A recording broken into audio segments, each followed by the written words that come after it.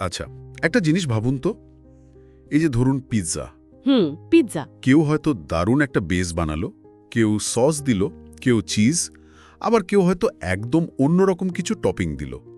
এগুলো তো আলাদাভাবে সাধারণ জিনিসই, তাই না? হ্যাঁ, তা তো বটেই। কিন্তু যখন সব একসাথে মেশে তখন তৈরি হয় একটা দারুণ ডিশ, অসাধারণ।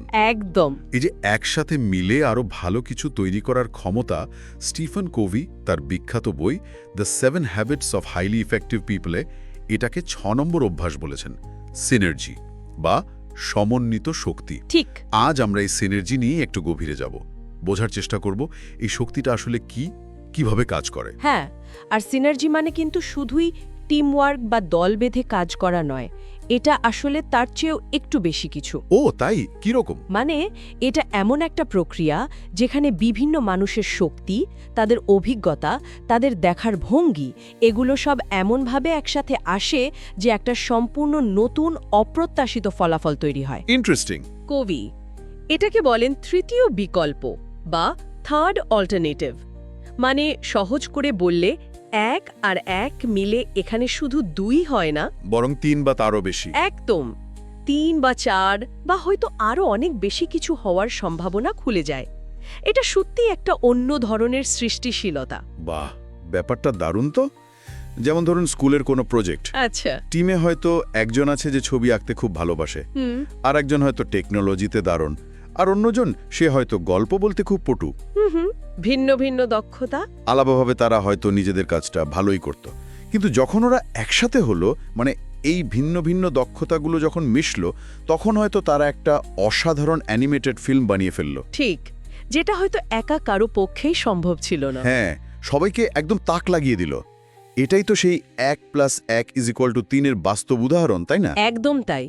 আর এর পিছনে আসল শক্তিটা কি জানেন? বৈচিত্র্য। বৈচিত্র্য মানে ভিন্নতা।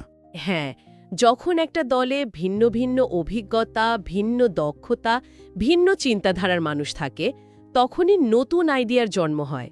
কিছু গবেষণায় তো দেখা গেছে যেই সব দলে এই সিনার্জিটা বেশি থাকে, তাদের নতুন কিছু উদ্ভাবনের সম্ভাবনা প্রায় 50% বেড়ে যায়।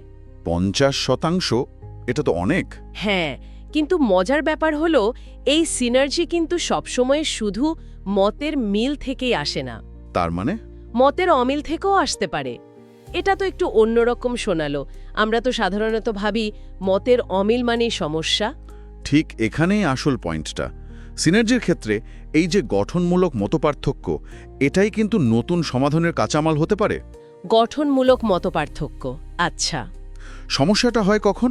যখন আমরা ভিন্ন মতকে ব্যক্তিগতভাবে নিই বা ভাবি এটা একটা ঝগড়া।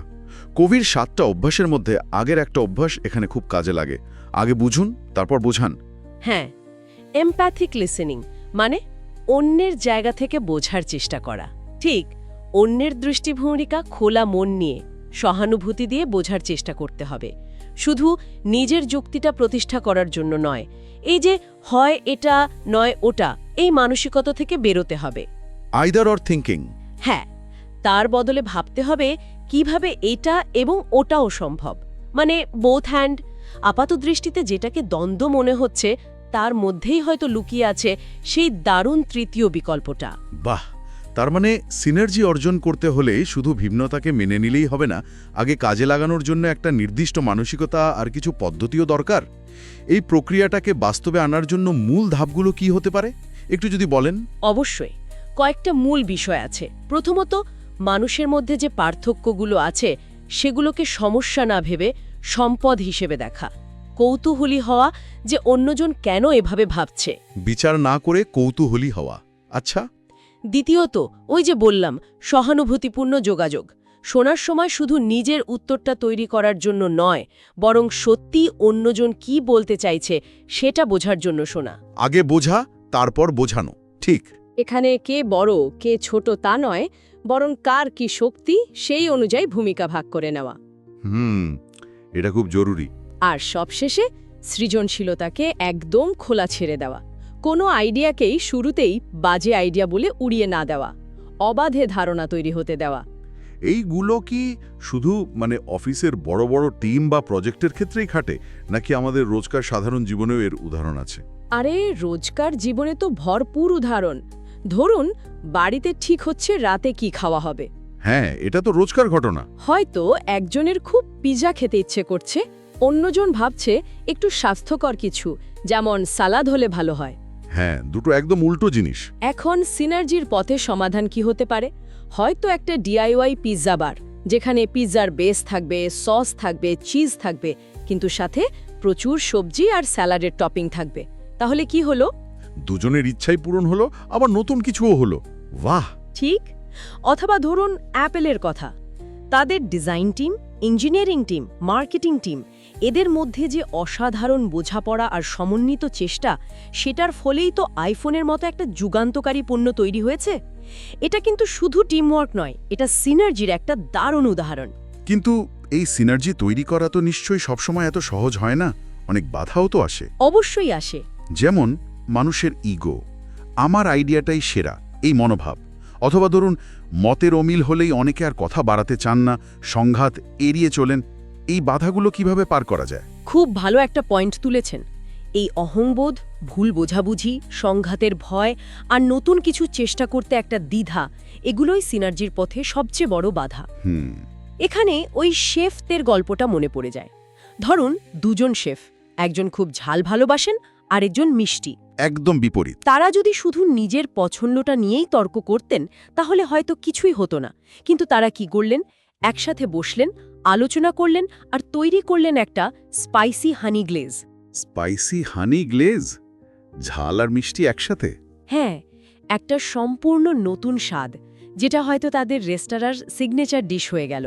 এটা কেন সম্ভব হলো? কারণ তারা নিজেদের ভিন্নতাকে সম্মান করেছেন, ইগোকে সরিয়ে রেখেছেন আর একসাথে নতুন কিছু তৈরি করতে চেয়েছেন। তার মানে পুরো ব্যাপারটা যদি এক কথায় বলি, সিনার্জি আসলে কোনো ম্যাজিক নয়। না, একদমই না। এটা একটা সচেতন চেষ্টা। এর জন্য দরকার একে অপরকে বোঝা, ভিন্নতাকে মন থেকে সম্মান করা, আর একসাথে মিলে সাধারণের থেকে ভালো, মানে অসাধারণ কিছু তৈরি করার ইচ্ছেটা থাকা। ঠিক। পার্থক্যগুলোকে সমস্যা না ভেবে সেগুলোকে শক্তির উৎস হিসেবে দেখা, আর খোলা মনে মনোযোগ দিয়ে অন্যের কথা শোনা, এটাই মূল কথা। একেবারে তাই। আর এই আলোচনাটা শেষ করতে গিয়ে আমার মনে একটা প্রশ্ন আসছে, যেটা হয়তো আমাদের শ্রোতাদেরও ভাবাতে পারে। বলুন। আমাদের নিজেদের জীবনে বা কাজের জায়গায় এমন অনেক পরিস্থিতি আসে যেখানে মনে হয় দুটো দৃষ্টিভঙ্গি একদম বিপরীত, সাংঘর্ষিক। আমরা কি পারি সেই আপাত দৃষ্টিতে বিপরীত বা ভিন্ন ভিন্ন আইডিয়াগুলোকে সচেতনভাবে একসাথে এনে সেগুলোকে ব্যবহার করে আরও ভালো, আরও উন্নত, অপ্রত্যাশিত কোনো সমাধানে পৌঁছাতে? এই সম্ভাবনাটা নিয়ে একটু ভাবা যেতেই পারে, তাই না?